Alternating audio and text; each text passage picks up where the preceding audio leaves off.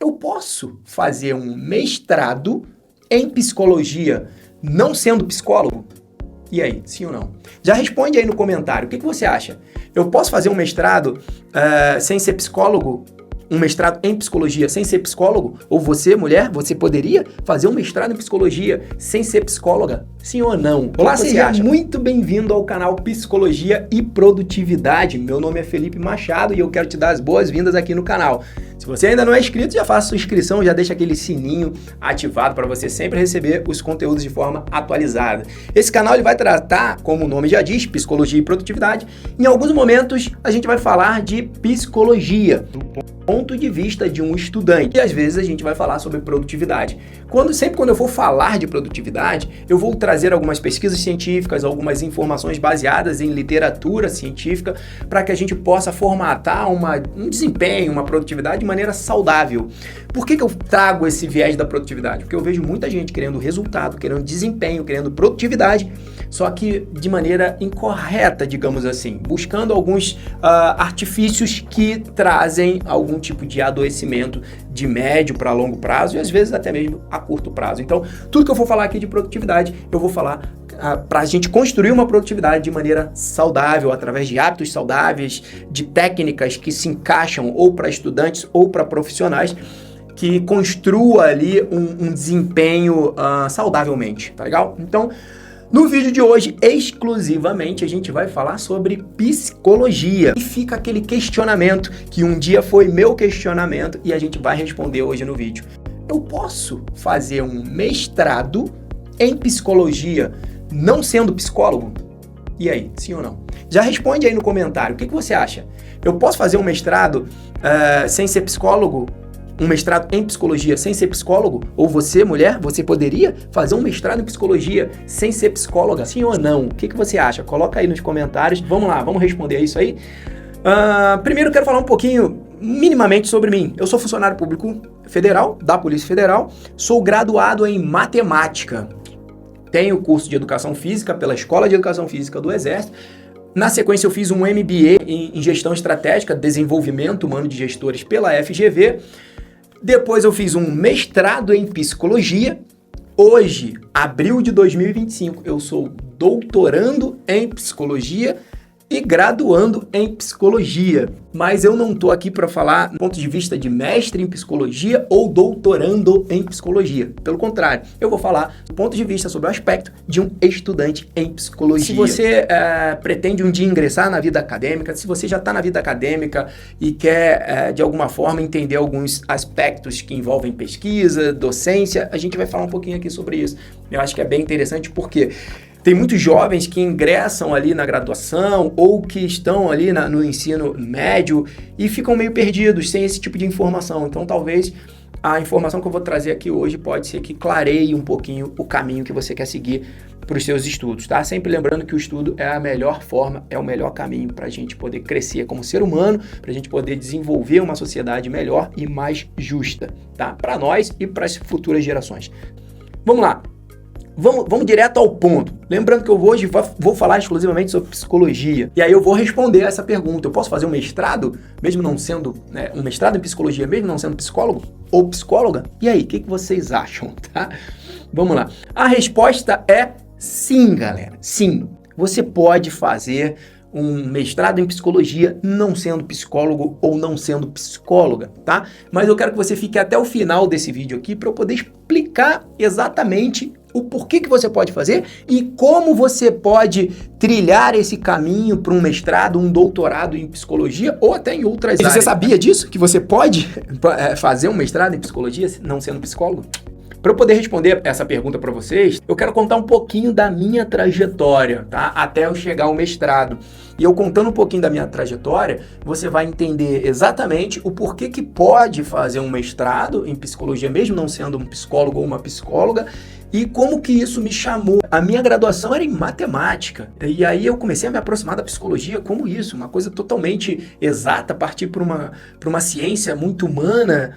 Como que foi esse percurso, né? Então, eu vou falar um pouquinho da minha história para você ver. De repente, você pode ser que se identifique em alguns pontos e esse vídeo seja muito importante para você. Vamos nessa. Como que eu me aproximei da psicologia? O primeiro ponto, primeiro contato que chamou a minha atenção para o comportamento humano, e a psicologia, ela estuda, é uma ciência que estuda muito o comportamento humano, a psique humana, foi um MBA que eu fiz. Fiz um MBA na FGV sobre gestão estratégica, desenvolvimento humano de gestores. E nessa pós-graduação, muitas das matérias que lá a gente aprendeu tinha uma pegada humana, tinha uma pegada de comportamento, porque você está lidando com gestores, com líderes, então você precisa estudar um pouco daquele comportamento para que você possa ajudar de alguma forma numa gestão estratégica, né? Você está lidando com seres humanos, muitas das vezes com pessoas que estão em posição de liderança, e como que você vai ajudar no comportamento daquelas pessoas para que ela possa se encaixar nos cargos, nas funções que elas executam de uma maneira mais humana possível, menos errônea possível, mais assertiva possível, sem adoecer e sem adoecer as pessoas que trabalham ao seu redor, né? Então, essas matérias dentro do MBA começaram a me abrir alguns questionamentos, algumas reflexões sobre o comportamento humano. E isso foi bem legal, porque foi o primeiro ponto de contato com alguma ciência, alguma matéria que tinha a ver com o comportamento humano. Mas não tinha nenhuma matéria da psicologia lá dentro. Mas a gente estudou um pouco sobre inteligência emocional, sobre comportamentos de liderança, tipos de liderança. Então isso tudo começou a me chamar a atenção, me aproximar do comportamento humano. Outros detalhes também da minha vida começaram a me aproximar além desse ponto do MBA. Por exemplo, eu tinha alguns questionamentos internos que eu queria entender e que eu comecei a ver que a psicologia poderia me dar algumas respostas. Por exemplo, eu sempre fui um cara estudioso, né? Não sou inteligente, não tenho um QI fora da curva, fora da média, mas eu sou um cara dedicado, eu gosto de estudar, né? Enfim. E aí, quando eu comecei a estudar para concurso, eu comecei a fazer os concursos, no começo ali, o primeiro concurso da Polícia Federal, eu fiquei reprovado. Outros concursos, quando eu era mais novo, eu fiz, né, passei nesses concursos, mas não entrei no número de vagas, então foi uma frustração ali quando eu era jovem. Depois, outros concursos eu fiz, como soldado fuzileiro naval, fiz concurso de sargento do Exército, passei também, enfim, depois, em 2009, fiz o concurso da Polícia Federal, fiquei reprovado. Só que aí veio o concurso de 2012 da Polícia Federal e eu passei em 6º lugar de 120 mil candidatos. Fora isso, no final de 2011 para o início de 2012, eu passei no concurso da Polícia Civil do Rio de Janeiro e passei na Polícia do Senado. E aí eu fiquei pensando, falei, caramba, o que eu fiz para ser reprovado num concurso e 3 anos depois eu passar em 3 concursos dificílimos e um deles ficar entre os primeiros, né? Então isso me causou um pouco de questionamento. Fora isso, os cursos operacionais também me causavam questionamento. Porque depois, dentro da minha carreira militar e dentro da minha carreira policial, eu fiz alguns cursos operacionais que são de extrema dificuldade. A gente é levado ao extremo físico e psicológico o tempo inteiro. No Exército, por exemplo, posso citar a Brigada Paraquedista, esse curso de paraquedista em 2009. Depois, pelo próprio Exército, eu fiz o curso de guia de cordada. Você dorme muito tarde, acorda na madrugada e é o tempo inteiro nas montanhas ali, enfim. Também é um desgaste físico e psicológico muito grande. E fiz 2 cursos de operações especiais. O curso de operações especiais da Polícia Federal e o curso de operações especiais da Polícia do Rio, a CORE. Então, o COT e a CORE foram cursos de extrema dificuldade, onde o desgaste físico e o desgaste emocional é enorme e ainda assim eu consegui lograr êxito, me formei no curso e tal. Um curso que começa com um número considerável de pessoas e termina com um número muito achatado, cerca de 20% mais ou menos, que se formam num curso dessa magnitude. E aí eu consegui me formar nos 2 cursos, mesmo tendo uma série de problemas dentro do curso da CORE, por exemplo, que eu quase perdi uma perna, né, por um processo inflamatório, eu perdi um casamento que estava dentro do curso. Então, assim, impactos emocionais de magnitude assim, extrema, e ainda assim eu me formei, consegui tocar a minha vida. Algumas coisas também me aconteceram ao longo da minha vida, que eu me senti, né, no fundo do poço. Então, esses questionamentos internos, eu queria entender como que a minha cabeça funcionava para lidar com os concursos, aquelas aprovações, porque só quem estuda para concurso sabe o quão difícil é você manter uma resiliência, uma disciplina, uma motivação a longo prazo, Porque, olha só, eu estudava 2007, 8 e 9, reprovei. Depois 10, 11, 12, cara, eu fiquei aí nessa brincadeira entre 5 e 6 anos estudando. Como que você mantém uma resiliência por 5 anos, por 6 anos? Uma disciplina, uma motivação, entende? É difícil. Então, assim, tem algum viés psicológico aí para ser compreendido. Além disso, os cursos operacionais, como suportar tanta dificuldade dentro de um aspecto emocional e físico para você superar tudo isso? E, fora isso, os problemas da vida, como que você sai do fundo do poço, restaura a sua vida ali e consegue seguir em frente. Então, esses questionamentos internos também começaram a me aproximar da psicologia. Além disso, eu comecei a ler algumas notícias que foram me chamando a atenção, reportagens, relatórios de saúde mental. Por exemplo, tem um relatório de saúde mental da OMS, Organização Mundial da Saúde, de 2017, o relatório pós-pandemia de 2022 sobre saúde mental da OMS. Eu vou deixar até o link desses relatórios aqui para aqueles que têm interesse poderem ler. E eu vi uma crescente muito grande dos transtornos mentais, mundialmente falando, porque esses relatórios, eles apresentam os números através dos continentes. Pega cada continente, Europa, América, África, e vai apresentando os números dos transtornos mentais. E aquilo foi me chamando muito a atenção. E por último, aí foi realmente o que me levou até o mestrado, foi uma promessa que eu fiz. Comecei a ter esses questionamentos, essas dúvidas internas. Eu vi que algumas coisas me chamaram a atenção durante o MBA, as reportagens por si só me chamavam a atenção, e eu vi que em algumas instituições e empresas, nas coisas que eu lia e até na minha vivência profissional, eu vi que muita gente estava de fato adoecendo e que aqueles números apresentados nos relatórios da OMS, por exemplo, faziam sentido, porque eu estava vendo tudo aquilo acontecer e aquilo começou a me chamar a atenção, até que um dia muito triste da minha vida, eu perdi um grande irmão, um grande amigo que eu considero como um irmão, que se formou comigo, que a gente fez cursos juntos, a gente viveu as mesmas dificuldades físicas, psicológicas, e a gente se formou e criou um elo muito grande devido a todo o desgaste físico, emocional. Tudo isso une muito as pessoas. E aquele pequeno grupo que se formou num determinado curso, a gente ficou muito unido. E aí a gente perdeu, né, quando eu falo a gente, porque esse nosso grupo que nos formamos juntos, a gente perdeu esse grande irmão. Teve um dia em que ele entrou em surto, e durante o surto dele, a gente teve a infelicidade de perder este colega. E aquilo me deixou muito triste. Muitos de nós não tínhamos condições emocionais de lidar com aquela situação direito e tudo. E no dia do enterro, eu fui voluntário para fazer um discurso para ele, porque ele realmente merecia. E eu fiz um discurso para ele, a gente entregou um símbolo que era a camisa do curso que a gente fez junto, né? E eu, quando falo que nós entregamos a camisa do nosso curso, foi todo o nosso turno, a gente entregou a camisa no caixão dele, e ali eu fiz uma promessa de que eu ia fazer alguma coisa para impactar a saúde mental de alguma forma, e para que outros colegas não viessem a ter o mesmo fim trágico que esse grande irmão nosso teve. E essa promessa eu falei, eu vou fazer um mestrado. E foi assim que me deu na cabeça de fazer o mestrado. Então eu vou fazer, tá? Então, depois dessa promessa, aí começaram os questionamentos. E aí? Tá, eu vou fazer o mestrado, mas como? Então eu fui buscar as informações para poder ver até que ponto eu poderia fazer, como que eu poderia fazer aquele mestrado, já que eu tinha acabado de fazer uma promessa para aquela pessoa que se foi e para os outros irmãos de instituição que trabalhamos juntos e para o meu próprio turno, enfim.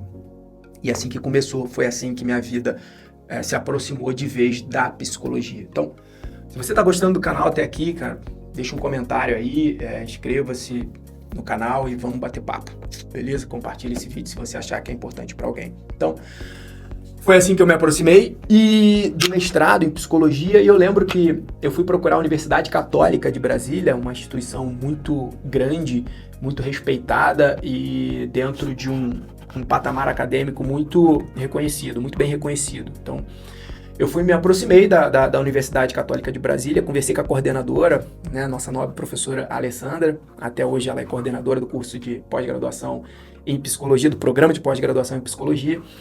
E aí eu fui perguntar para ela, professora, eu posso fazer e tal, um mestrado em psicologia? Porque eu tinha muito medo, porque quando eu abri o edital, e aí eu vou até trazer aqui um trecho do edital, e eu posso trazer o edital para vocês porque é uma informação pública. Se vocês entrarem no site da Universidade Católica de Brasília, vocês vão ver que o edital fica lá, tá? E quando ele é aberto, ele é publicado realmente para que todos tenham acesso e tenham igualdade de condições de participar do processo seletivo. E aí teve um item que me chamou a atenção dentro do edital, tá? E aí eu vou trazer aqui para vocês um pouquinho do edital, para vocês entenderem por que eu fiquei na dúvida se eu podia ou não fazer, porque até então eu achei que eu não poderia de cara fazer. E aí eu ia ter que dar um jeito, já que eu tinha feito uma promessa. Mas enfim, o edital do mestrado, programa de pós-graduação em psicologia da Católica, ele diz assim já de cara, né, no primeiro item: nos termos do Regulamento Geral dos Programas de Pós-Graduação estrito sensu, a Universidade Católica de Brasília torna pública a abertura das inscrições para o processo seletivo do Programa de Pós-Graduação estrito sensu em Psicologia. E eu vou falar um pouquinho o que é estrito sensu, o que é lato sensu ao longo desse vídeo. Conforme os dados do quadro 1. E aí ele fala que número de vagas, na época do mestrado eram 20 e para o doutorado eram 5 vagas.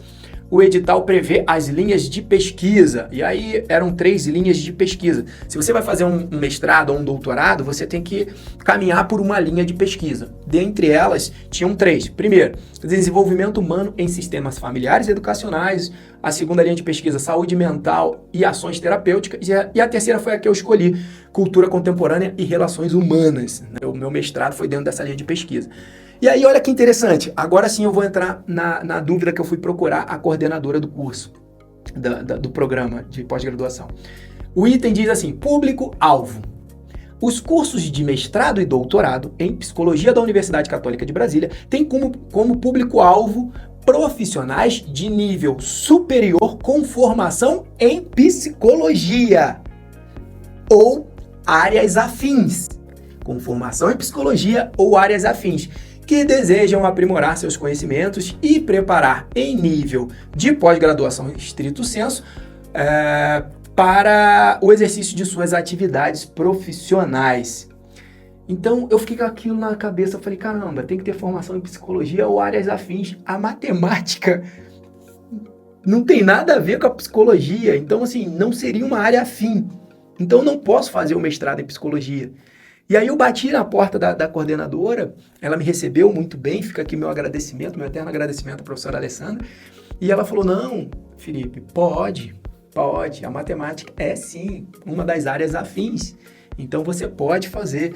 E aí, depois que eu comecei a estudar psicologia, e eu vou dar umas dicas interessantes aqui para vocês que porventura vierem a buscar um mestrado ou um doutorado, por exemplo, começar como um aluno especial e tal, mas a gente vai falar sobre isso mais à frente. E aí eu comecei a estudar na matéria como aluno especial e depois, dentro do próprio curso, uma matéria chamada Epistemologia em Psicologia. Ou seja, eu entrei mais a fundo para conhecer a história da psicologia e tudo mais, como ciência. E aí eu pude descobrir que a psicologia, ela começou com pessoas que eram matemáticos, filósofos, fisiologistas. Então, assim, as áreas afins que fizeram nascer a psicologia até hoje, elas são afins. Então, por exemplo, se um enfermeiro quer estudar os efeitos da pandemia ou pós-pandemia no ambiente de trabalho da enfermagem, ele pode ou ela pode fazer um mestrado em psicologia e será muito bem-vindo que venham essas pessoas, esses profissionais, para estudar dentro dos seus ambientes de trabalho um viés da psicologia que seria muito interessante e é muito importante que essas pessoas se aproximem, tá? Eu vim da matemática e fiz o mestrado em saúde mental para estudar para dentro da minha instituição.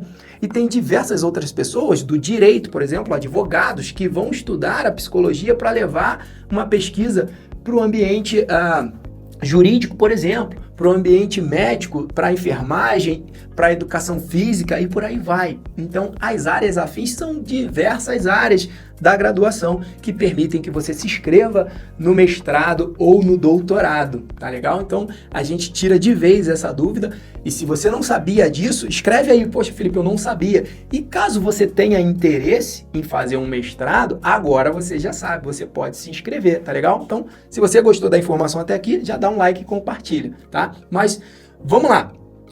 Eu quero deixar uma atenção aqui para vocês, tá? Uma observação muito interessante. Embora muitos programas de pós-graduação não exijam, né, uma formação prévia em psicologia, não é obrigatório, ainda assim pode ser que alguns tenham requisitos específicos. No edital vem lá previsto a experiência profissional na área, participação em curso, publicação de artigo, por exemplo, no caso de doutorado, enfim, pode ser que tenha algum requisito dentro do edital. Então, fundamental é que se você tem a expectativa de fazer algum curso de pós-graduação estrito sensu, seja mestrado ou doutorado, que você consulte o edital e veja todas as regras ali. E aí, voltando para o edital, havia lá cronograma. Dentro do cronograma tinham as inscrições, tá? A avaliação de conhecimentos específicos. No caso da Católica, você tinha que fazer um processo seletivo através de uma prova, tá? Vinha a prova, você faz ali a próprio punho, né? Era uma dissertação, você tinha que escrever algo, salvo engano, se eu não estiver enganado, eram 4 questões, um texto, você lia o texto, fazia uma análise crítica daquele texto, e o texto era um texto sobre psicologia, e aí você, nas perguntas, você tinha que fazer uma análise crítica do texto e responder ali. Então, esse era um processo, parte do processo seletivo. Você não tinha que ter o conhecimento do psicólogo sobre transtornos mentais, quais são os tipos e os conceitos de cada transtorno, nada disso, você não precisa saber isso, mas você precisa ter uma análise crítica de um texto sobre psicologia que eles colocam lá, tá? É um processo seletivo muito interessante, e além disso, tem a língua estrangeira. Você tem que fazer uma prova de língua estrangeira. No primeiro momento, se você não passar na prova de língua estrangeira, você tem 6 meses para refazer essa prova. E se você não passar de novo, aí você não pode prosseguir no programa, tá? Então você tem que ter uma língua estrangeira, né? E, por fim, uma entrevista. Você é entrevistado, né, pelos doutores ou doutoras que fazem parte daquele processo seletivo e depois vem o resultado final, aí você faz sua matrícula e inicia, tá? Então, falei um pouquinho sobre o edital, que é uma informação pública, caso vocês tenham interesse, corre lá no site www.Universidade Católica de Brasília, enfim, e vocês vão conseguir o edital completo, tá legal? E aí fica aquela questão, Felipe, você falou de programa estrito sensu, o que é um programa de estrito sensu? O que é um programa lato sensu? Qual é a diferença, né? Então vamos lá, eu vou começar com vocês explicando o que é o programa lato sensu, porque a pós-graduação, ela pode ser estrito ou ela pode ser lato sensu, tá? Então ela tem duas formas da gente poder estudar. Primeiro, lato sensu, vem do latim em sentido amplo, lato sensu, em sentido amplo. Então são cursos de especialização e aperfeiçoamento profissional em áreas específicas, tá? E aí elas visam capacitar profissionais para atuarem de forma mais eficiência, com conhecimento um pouco mais aprofundado, de maneira mais competitiva no mercado de trabalho, na docência e por aí vai, né? Oferecendo conhecimentos práticos e atualizados em suas áreas de atuação, tá? Então, profissional da psicologia, da matemática, da educação física, da enfermagem, da medicina, pode fazer uma série de pós-graduações dentro das suas áreas e se especializar. São os cursos de especialização, e aí existe uma divisão, ou MBA. Os cursos de especialização, justamente você vai se especializar na sua área. E tem o MBA, que é o Master in Business Administration, ou seja, você tem uma pegada mais de business, mais empresarial. Então, é uma pós-graduação oferecida para as pessoas que têm uma pegada mais no mundo dos negócios. Então, ou você faz um MBA, que é uma pós-graduação, ou você faz uma pós-graduação que, né, tem o viés de curso de especialização. De forma geral, o processo seletivo para uma pós-graduação lato sensu não é tão rigoroso assim. Geralmente, você tem que sempre ver o edital, mas geralmente exige apenas uma análise curricular, né, e uma entrevista para que você possa ingressar na pós-graduação, geralmente. E a duração fica ali entre 1 e 2 anos. A titulação, quando você terminar, você vai ser um especialista, tá? Um pós-graduado, um especialista em determinada área do conhecimento.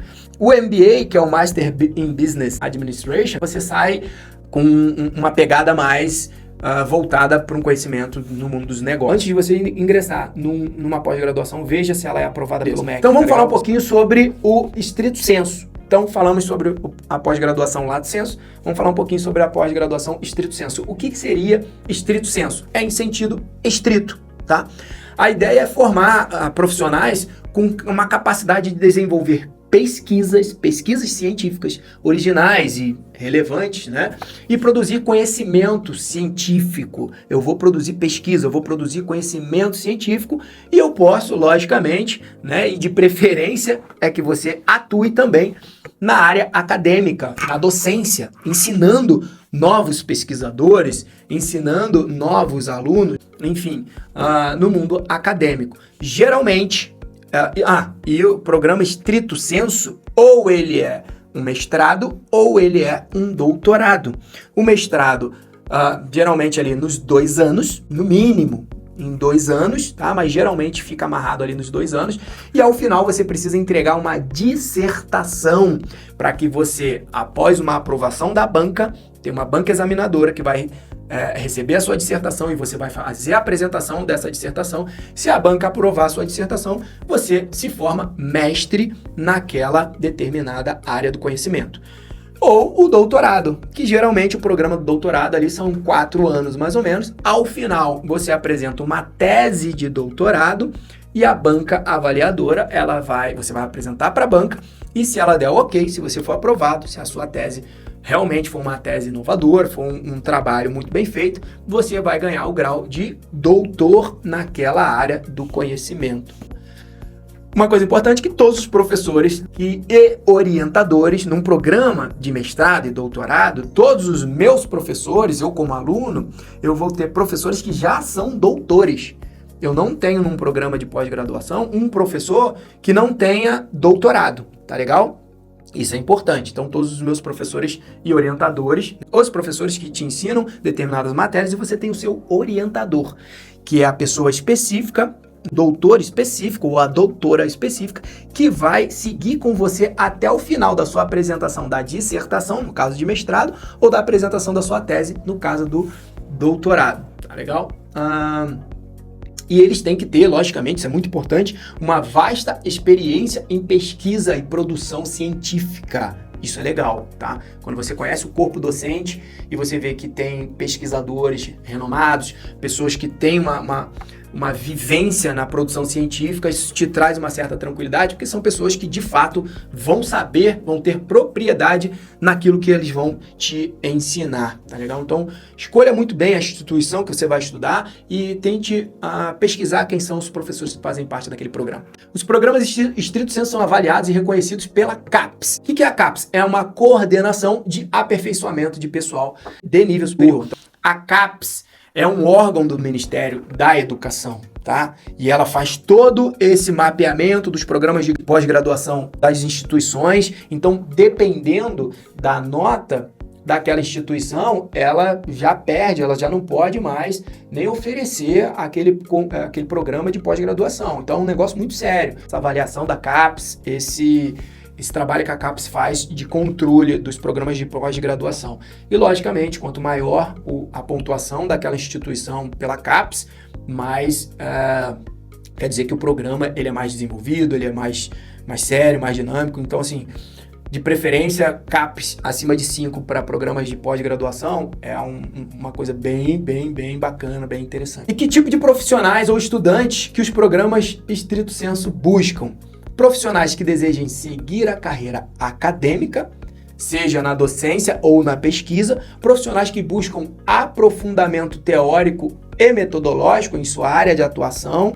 Eu quero entender mais sobre as teorias, as metodologias e tal, quero me aprofundar, mergulhar de cabeça aqui dentro da minha vivência profissional, da minha área de atuação, né, por exemplo, ou pesquisadores que realmente desejam desenvolver programas, projetos inovadores relevantes, né, para a sociedade através da pesquisa e tudo mais. Então, basicamente essas pessoas, esses profissionais que se aproximam, que são buscados pelos programas de pós-graduação estrito sensu, tá? Bom, o mestrado pode ser acadêmico ou profissional. Isso é uma informação que é importante. Poucas pessoas que não são do mundo acadêmico sabem o que é um mestrado acadêmico, o que é um mestrado profissional. E aí eu vou falar de uma maneira básica aqui para que você possa aprender. Primeiro, o objetivo do mestrado acadêmico é formar pesquisadores e docentes do mundo acadêmico. Um mestrado profissional, ele tem um objetivo mais de capacitar profissionais para o mercado de trabalho ou para aquelas instituições, órgãos públicos que elas trabalham, se tornando um especialista muito mais aprofundado através da pesquisa. O foco do mestrado acadêmico é pesquisa científica, tá? E aprofundamento teórico. Foco. Os projetos são mais voltados para a sociedade, de maneira geral. Vão trazer algum benefício para a sociedade, para um grupo de pessoas. Já o mestrado profissional, ele já visa uma pesquisa com aplicação de conhecimentos e inovações voltadas para o mercado de trabalho, voltadas para aquele órgão público, para aquela instituição privada, por exemplo, que a pessoa esteja trabalhando. Então, é um ponto de vista, enquanto um vê um ponto de vista mais acadêmico, mais docência, mais pesquisa para a sociedade, para grupos, né, sociais e tudo mais, o outro vê mais uma pegada para dentro de instituições, para dentro do mercado de trabalho, tá? No caso, o mestrado profissional para o mercado de trabalho, o mestrado acadêmico, mais um viés social, de pesquisas, de docência e tudo mais, tá legal? Então, no final das contas, a carreira de um mestre, né, formado por um mestrado acadêmico, vai ser ou de pesquisador, ou de professor de universidade, ou de instituições de pesquisa, por exemplo. E enquanto que um mestrado profissional, o pesquisador vai ser um pesquisador para empresas, para os órgãos públicos, né, vai atender aos interesses dessas instituições. Se você está gostando do conteúdo até aqui, inscreva-se no canal se você ainda não se inscreveu, aciona aquele sininho para te avisar dos novos conteúdos. Aproveita e deixa aí um comentário se você tá gostando, se você tem alguma crítica construtiva para fazer, tá? E compartilhe com alguém caso você ache que possa interessar essa pessoa. E lembra que eu falei para vocês que eu ia dar uma dica de um caminho ideal? Porque assim, eu como estudante lá atrás, eu estava muito perdido do que era um mestrado, de por onde começar e tudo mais, e aí eu aproveito para fazer um grande agradecimento ao meu amigo de trabalho, que é doutor, né? Tem um doutorado, o Valdinar, professor Valdinar Júnior, meu amigo Juninho, meu amigo pessoal e profissional, que quando eu estava muito perdido, sem saber o que fazer, eu só tinha promessa na cabeça, ele falou assim, cara, calma, começa como aluno especial, vai lá no programa de pós-graduação estrito sensu, no mestrado em psicologia, e pede para fazer uma matéria como aluno especial. Aí eu falei, pô, legal, o que seria isso? É você entrar num programa que já está acontecendo, as pessoas estão fazendo um mestrado, mas você entra para fazer uma matéria específica. Para você conhecer um pouquinho do que é, entender, ter um contato com os alunos do mestrado, do doutorado, com os professores, né, doutores e doutoras, enfim. Você vai ter um pouco daquela vivência e aí você vai ver se é realmente aquilo que você quer, você vai começar a tirar uma série de dúvidas, entende? Enfim, então eu recebi esse conselho lá atrás, então eu acho que é legal eu trazer para vocês aqui um ponto de vista de um estudante, né, para que você possa trilhar o seu caminho, e aí você vê se faz sentido para você essas dicas. Por exemplo, a primeira dica que eu tenho para dizer com relação a um mestrado, se você tem dúvida se quer fazer ou não e tal, tenha a paixão pelo assunto que você pretende pesquisar, que você pretende ingressar, né? Eu fui para psicologia porque eu estava percebendo desde o MBA, desde as notícias que eu vinha lendo, um chamado, eu estava me encantando pelo assunto, né? Eu queria mergulhar nesse mundo, né, cheio de desafios, essa novidade toda. Então, assim, eu espero que você tenha também essa paixão pelo assunto, que não seja algo, eu vou fazer eu acho que eu vou fazer isso aqui, eu acho, porque, um fulano, ou uma amiga, ou meu pai, ou minha mãe falou que é legal, eu vou... Cuidado, porque muito provavelmente no meio do caminho você vai desistir, você vai abandonar, tá? Então, que seja um assunto que você tenha uma paixão muito grande. Outro ponto que eu te dou a sugestão tenha uma vivência, uma experiência, um contato com aquilo que você vai buscar pesquisar, né? Quando eu fui buscar a pesquisa em psicologia sobre a saúde mental, era dentro de uma instituição, eu estava dentro daquela instituição, eu tinha vivência com os colegas, eu via alguns colegas que não estavam tão bem assim, emocionalmente falando, então eu vivia aquele ambiente. Eu era uma pessoa que fui ao fundo do poço, então eu tive problemas emocionais, então eu vivia aquilo, né? Então fica mais fácil para a pessoa poder elaborar uma pesquisa se ela tem uma vivência, uma experiência, um contato. Imagina você querer estudar sobre os efeitos da pandemia em profissionais da saúde pública, se você é um advogado que vive num escritório, não tem contato nenhum com a saúde pública e tudo. Então, assim, consegue entender que não tem muito nexo? Então, tenha um mínimo de vivência, de experiência, de contato com aquilo que você quer pesquisar, tá? Ou que te causa curiosidade. E aí, começa como aluno especial. O mesmo conselho que eu recebi lá atrás, eu vou te dar.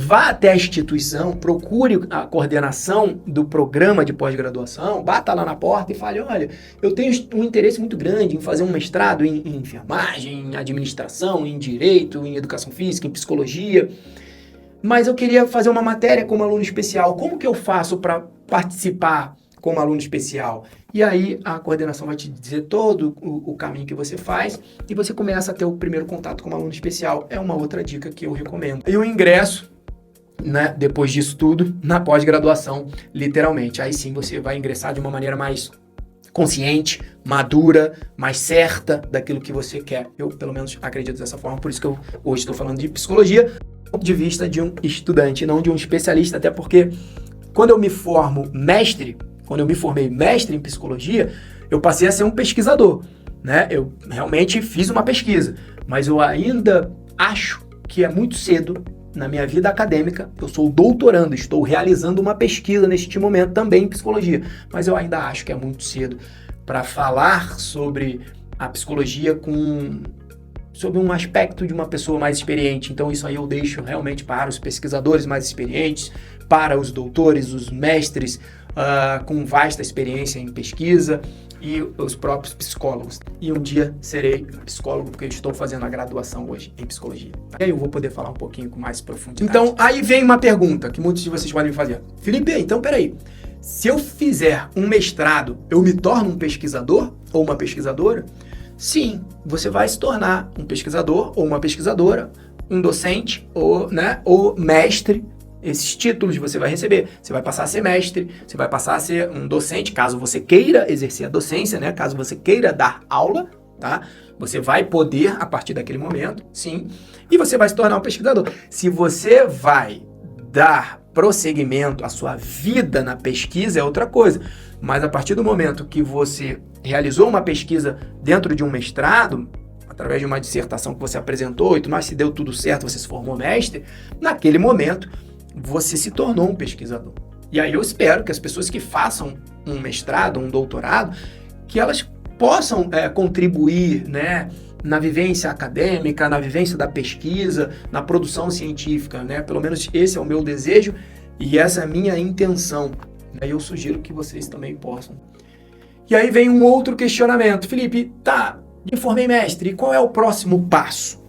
E aí eu vou responder a partir da minha vivência também. O próximo passo pode ser um doutorado, que é o que eu estou fazendo agora. Eu dei este próximo passo. Daqui a alguns anos eu me formo doutor em psicologia. Eu posso me tornar um pesquisador e ser um pesquisador, trabalhar com pesquisas científicas, produções científicas, posso. Eu posso trabalhar com o resultado daquele meu mestrado através de programas de intervenção, de prevenção, né? Eu posso usar o resultado daquele meu mestrado para fazer um trabalho de informação, né, para as pessoas.